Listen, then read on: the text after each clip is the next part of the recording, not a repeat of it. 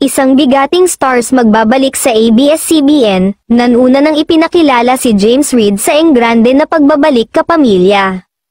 Sumunod naman ay ang actress at TV host na si Maha Salvador.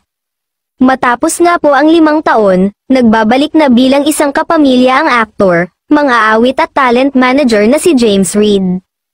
At sa kanyang muling pagtapak sa paligid ng Kapamilya Network, Engrande ang pagsalubong sa kanya ng buong pamilya ng Sunday variety show na ASAP.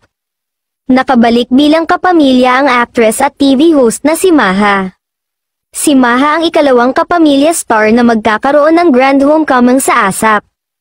Na-announce nga ng Kapamilya Sunday Noontime Show na may isang bigatin na kapamilya star ang magbabalik at bibigyan nila ng grand homecoming.